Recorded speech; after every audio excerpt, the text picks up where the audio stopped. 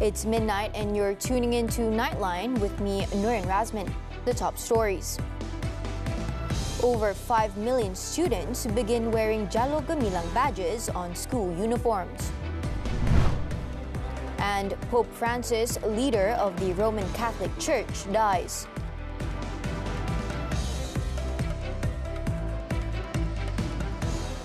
Good morning. The first Latin American leader of the Roman Catholic Church, Pope Francis, has died. He was 88 and had recently been discharged from hospital after 5 weeks of treatment for an infection. In a statement, the Vatican confirmed his passing at 7:35 a.m. local time on Monday. His death comes a day after he appeared in St. Peter's Square to wish Happy Easter to thousands of worshippers. Crowds are now gathering at the Vatican and preparations are underway for his funeral.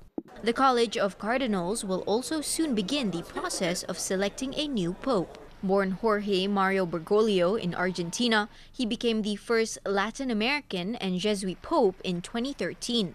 Pope Francis was known for his focus on humility, social justice, and reform, and led the Catholic Church for more than a decade. His leadership style also marked a shift towards a more open and compassionate church. Meanwhile, world leaders expressed their condolences after the Vatican announced the death of Pope Francis. In statements posted on social media platform X, European Commission President Ursula von der Leyen said the Pope inspired millions, while Irish Prime Minister Michael Martin said he spoke out for the poor, the marginalized, and the oppressed. Meanwhile, U.S. Vice President J.D. Vance, who had seen the pontiff on Sunday, said he was obviously very ill. Other leaders who posted condolences include French President Emmanuel Macron, Polish Prime Minister Donald Tusk, and many more. With the death of Pope Francis, the Roman Catholic Church will now begin elaborate rituals steeped in tradition that mark the end of one papacy and lead to the start of the next. The cardinals will be summoned to a meeting at the Vatican, followed by the conclave as the election is known. During the time between the Pope's death and the election of his successor, the College of Cardinals governs the church. The election is held in strict secrecy inside the Sistine Chapel.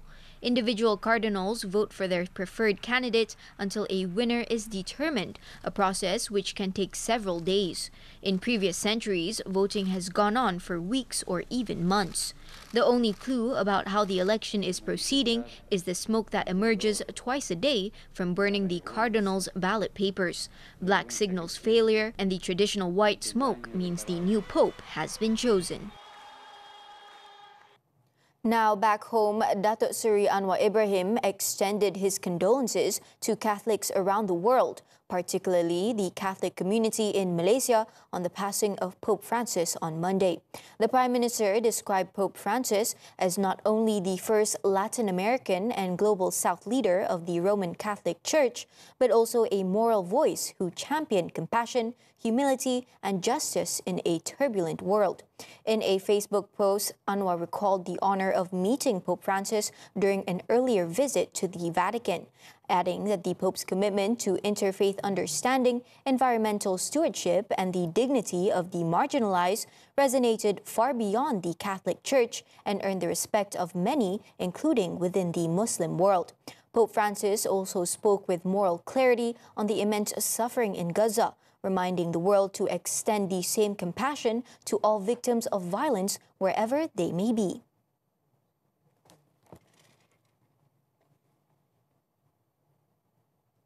Earlier in the day, Anwar has stressed that there is no need for a cabinet reshuffle despite several PKR leaders losing in the party's internal elections held recently.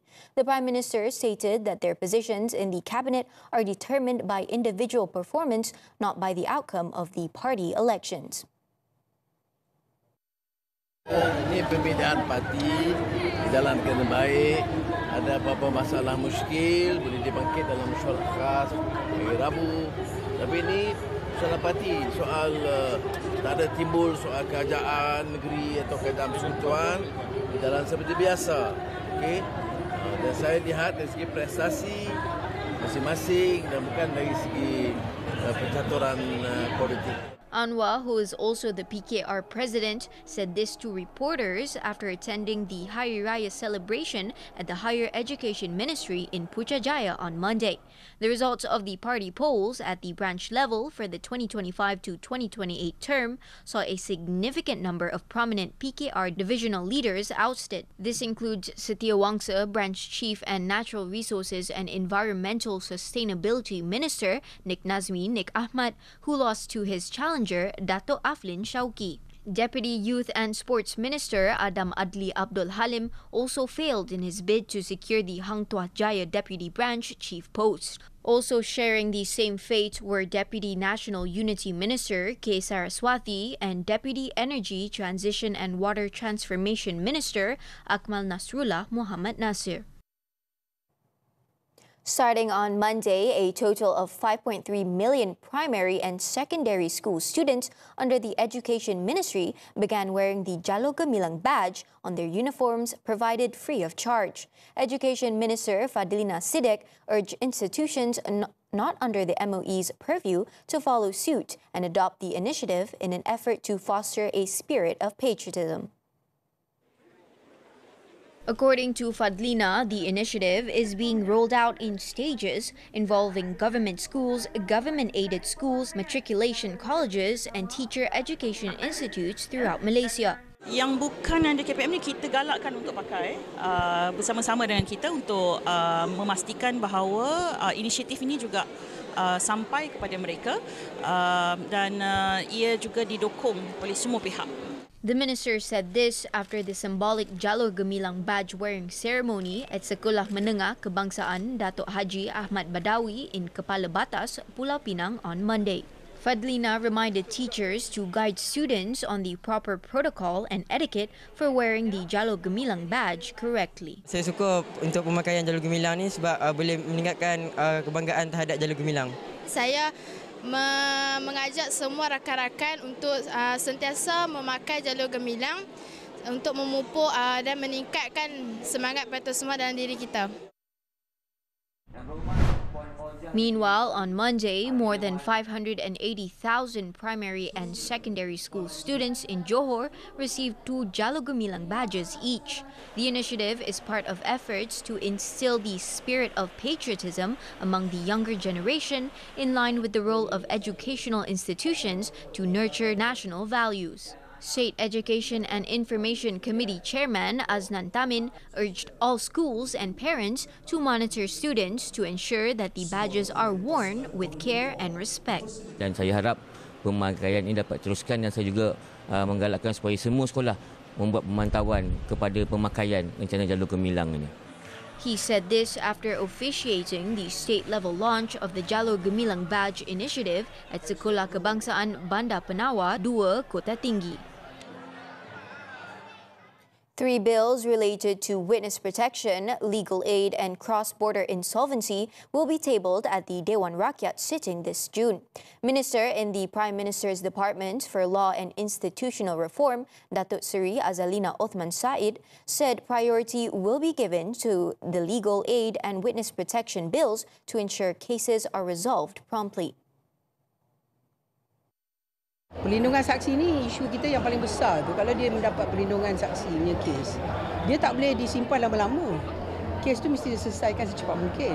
Sebab dia nak jadi saksi, perlu kita jadikan dia saksi tu atas premis bahawa pengsaksian tu menjadi satu isu yang utama.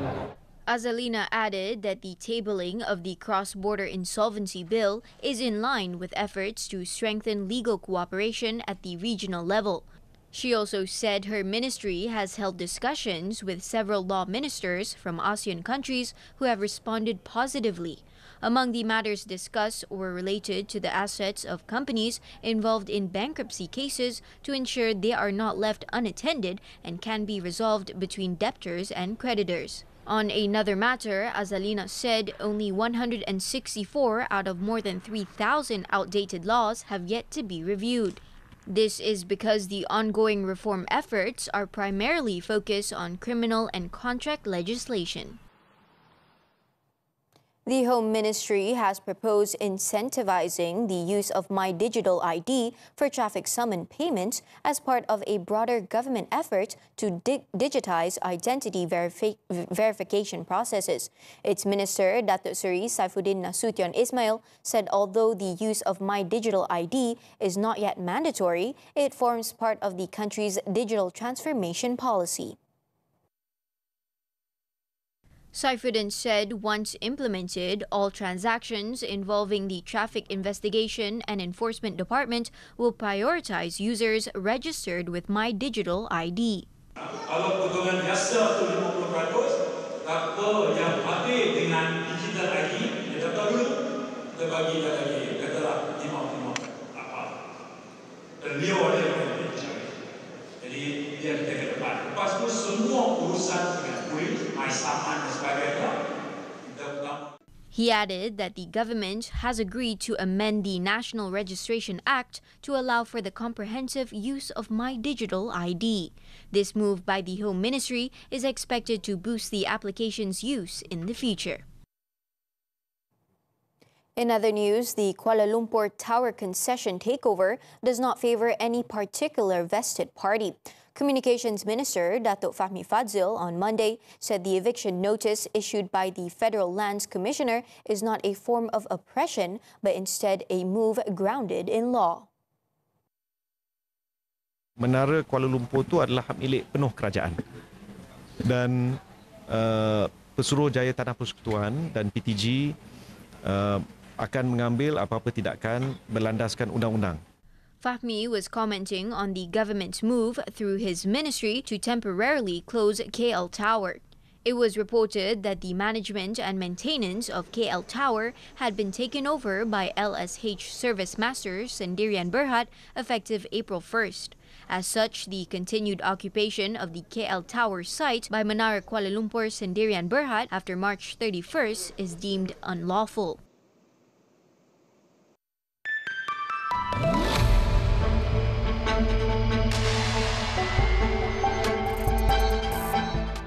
Johor aims to attract over 50 billion ringgit worth of investments this year through the Johor-Singapore Special Economic Zone, JSSEZ. Menteri Besar Dato' Onn Hafiz Ghazi says investment projects worth 23 billion ringgit are currently in the planning pipeline. As of March 2025, Johor has attracted 27.4 billion ringgit in investments. Last year, the state recorded 48.5 billion ringgit worth of investments across various sectors. Johor is also planning to establish an ASEAN industrial park aimed at attracting high-potential regional companies in the manufacturing, digital economy, and green technology sectors. The park will offer tailored incentives, including tax breaks, talent mobility, and temporary easing of fund repatriation rules. Malaysia is in a good position to withstand the impact of the United States' retaliatory tariffs compared to its regional neighbors. According to Moody's Analytics, Malaysia's export reliance on the U.S. economy is around 10%, compared to 40% for its regional counterparts. The U.S. also depends on Malaysia's exports for the production of technological goods, further highlighting Malaysia's vital role and explaining why the U.S. opted to delay or exempt tariffs on certain products. Moody's also forecasts Malaysia's overall inflation to be lower at 1.6%. Beijing on Monday warned nations against making trade agreements with Washington that hurt China, highlighting how economies around the world risk getting caught up in tensions between the two powerhouses. In a statement, China's Commerce Ministry said while it respects nations resolving their trade disputes with the U.S., Beijing resolutely opposes any party reaching a deal at the expense of China's interests. It added that if that happens, Beijing will never accept it and will resolutely take reciprocal countermeasures. The warning comes as countries prepare for talks with the U.S. to seek reductions or exemptions from the sweeping tariffs that U.S. President Donald Trump imposed and later paused on around 60 trading partners. In exchange, Washington is pushing them to curb trade with China and rein in Beijing's manufacturing power to ensure the nation does not find ways around the tariffs. On another matter, Japanese Prime Minister Shigeru Ishiba on Monday said Tokyo has no plans to terminate a trade deal struck with the US in 2019, but will keep voicing grave concern over inconsistency between the deal and US President Trump's latest auto tariffs. During Trump's first term as president, the US and Japan signed a bilateral trade deal in 2019. Although the agreement did not cover auto trade, the then Prime Minister received assurances from Trump that the US would not impose national security tariffs on Japanese car imports. Japan, however, was not exempted from Trump's latest 25% tariff slapped on all auto imports in the US.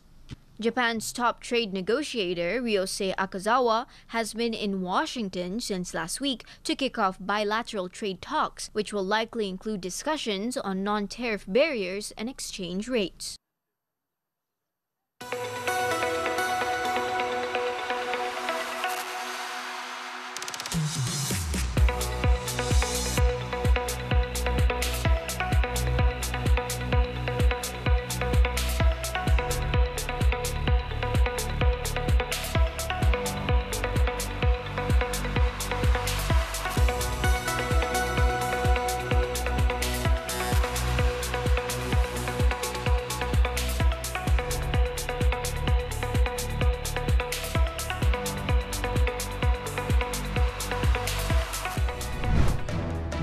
Nearly 2.5 million ringgit worth of drugs seized, this and more after this breather.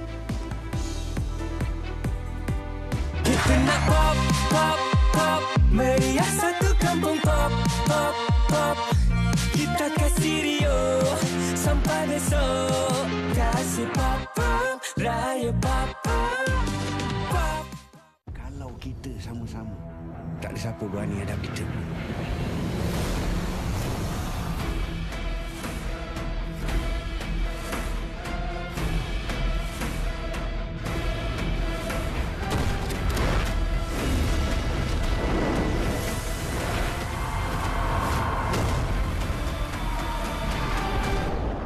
Aku, guys. Haris, suruh aku apa? Selamat Hari Raya. Kita nak pop, pop, pop, meriah satu kampung pop, pop, pop. Kita kasih Rio sampai besok. Kasih pop, pop, raya pop, pop. Macam nak tengok video penuh, saksikan video muzik Raya Pop Pop ditonton. Pop Pop. Hai Pop. Saat takbir bergema, ada yang patah remuk hatinya. Lepaskan aku tak salah. Aku percaya. Nak puasa raya ayah dengan kita. Ada yang rasa nak patah balik. Rasa sekarang sejuk ni. Tak dapat.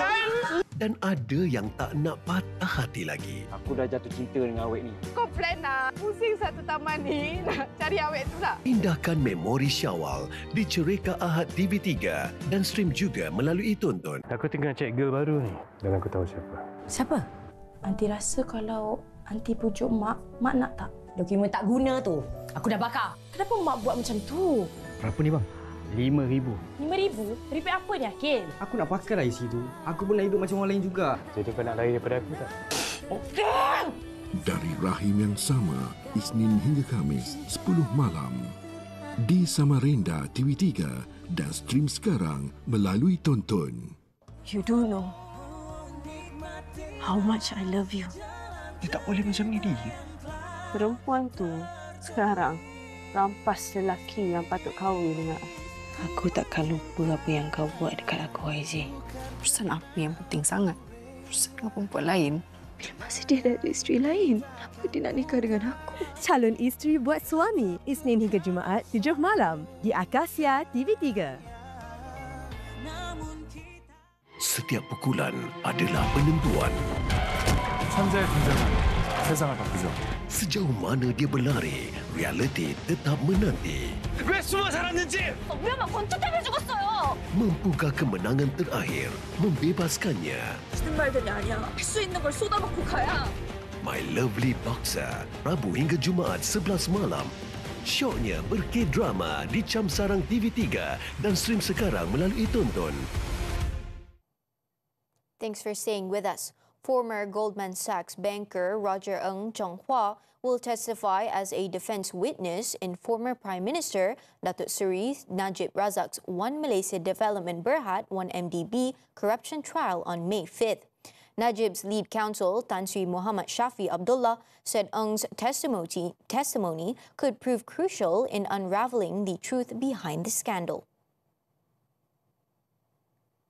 In 2023, Ng was sentenced to 10 years in prison by a U.S. federal court in Brooklyn, New York, after being found guilty of helping to embezzle billions of dollars from 1MDB.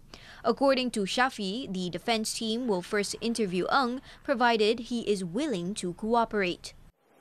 But finally, we are happy to say that Roger Ng is being brought next week for us to produce him as a witness, so that we can ask him a lot of details pertaining to what he knows about the actors, the real actors in the 1MDB scandal. He said this to reporters at the Palace of Justice following the continuation of Datuk Seri Najib's trial on Monday.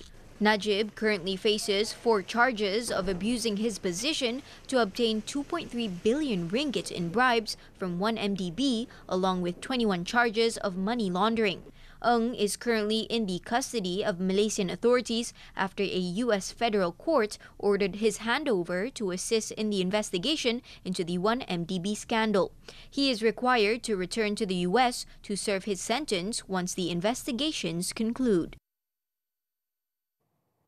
The Sabah Customs Department has foiled several attempts to smuggle drugs valued at over 2.4 million ringgit using air courier services.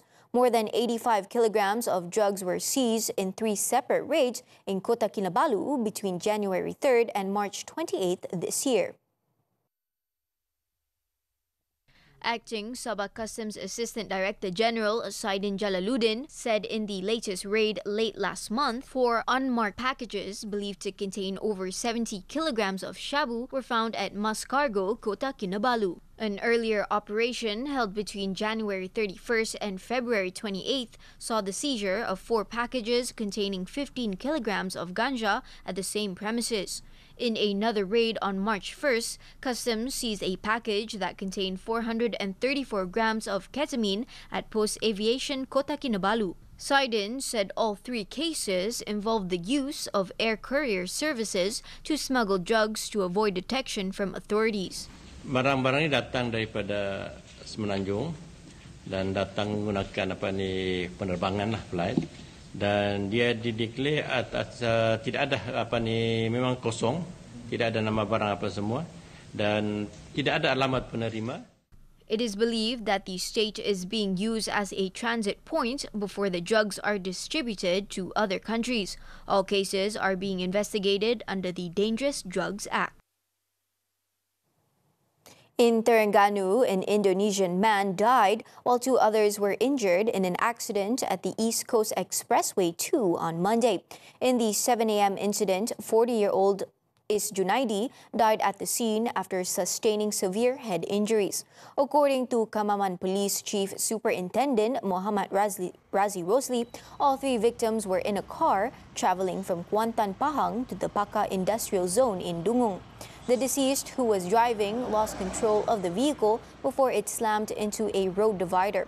The crash caused the car to roll over several times, and the victim was thrown from the vehicle, landing several meters away on the highway. The body was then sent to the Kemaman Hospital Forensic Unit for postmortem. The cause of the crash is being investigated under the Road Transport Act. 1 dead as Seoul apartment set on fire. The details when Nightline returns.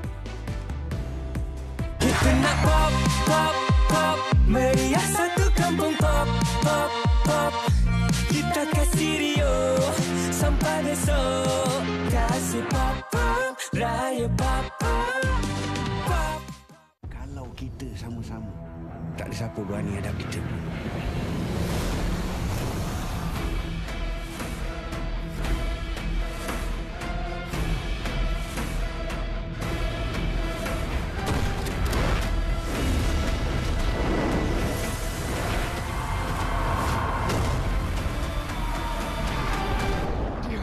aku, Ras. Hari suruh aku apa? Kuih Raya Aneka Rasa, Selat Cerita Rama, meriah suasana. Cinta sesungguhnya. Awak ni sama macam lukisan-lukisan awak. Cuba awak jangan pandang pada kekecewaan. Sakana. Abang, tolong nenek tu datang balik, bang. Kau guna bomoh sebab kau cemburu. Derai. Dia dekat dengan aku. Kenapa? Nak buat apa? Kau jangan sampai aku jerit dekat sini. Indahkan memori Syawal di Cerita Rama TV3 setiap Sabtu 10 malam dan stream juga melalui Tonton.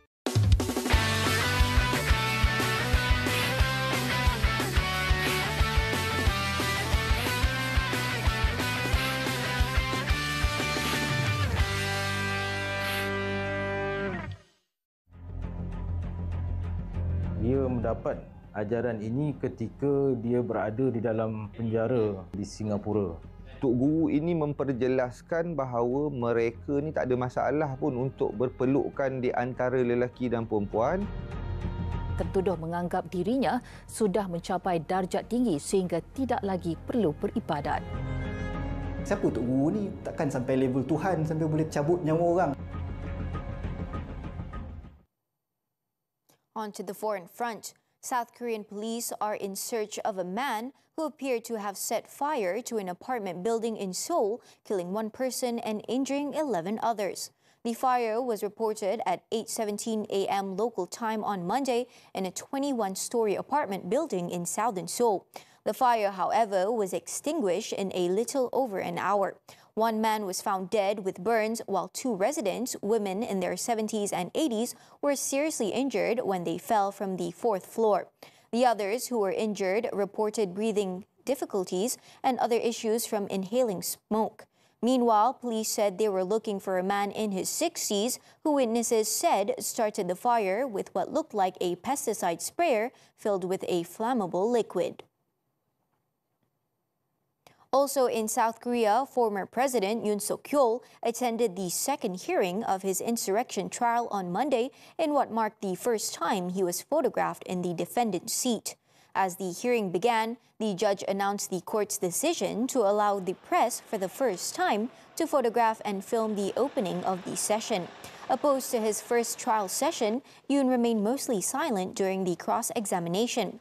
The prosecution also maintained the statement on Yoon's views of state affairs and his preparations in the run-up to the martial law declaration, in what he intended to start a riot with the aim of subverting the constitution.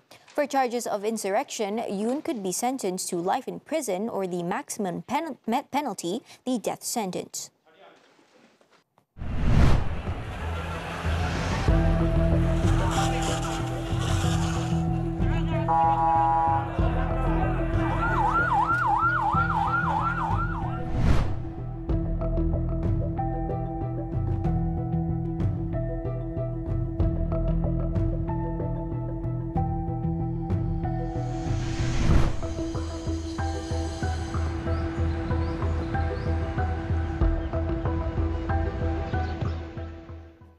Switching to sports, Formula One, the 2025 Saudi Arabian Grand Prix. Oscar Piastri won the race on Sunday to seize the lead in the World Championship from McLaren teammate Lando Norris with his third win in 5 races. The McLaren driver beat Red Bull's Max Verstappen to the race win after the reigning champion was penalized 5 seconds for leaving the track and gaining an advantage while fighting with Piastri in the opening corner of the race. Charles Leclerc was third for Ferrari, while Norris clawed his way from 10th on the grid to 4th, thanks to a smart strategy and overtaking. George Russell was 5th for Mercedes, with Italian teammate Kimi Antonelli 6th and 7-time world champion Lewis Hamilton 7th for Ferrari. Piastri's third win in 5 races so far this season puts the Australian 10 points clear of Norris in the championship, with Verstappen just 2 points further adrift. On to tennis, the 2025 Barcelona Open in Spain. Holger Rune produced a sensational performance to stun home hero Carlos Alcaraz and claim the title on Sunday. The 6th seed matched the Spaniard shot for shot and held firm in the tight movements to beat his childhood friend 7-6, 6-2. The Dane rallied from a break deficit in the opener and converted his fourth set point, then soared clear in the second to deny Alcaraz's hopes of a back-to-back title. The win marks Rune's first ATP Tour title for 2 years and his biggest since the Paris Masters in 2022. The victory also sees him return to the top 10 in the ATP rankings, surging from number 13th to number 9, while Alcaraz falls to world number 3.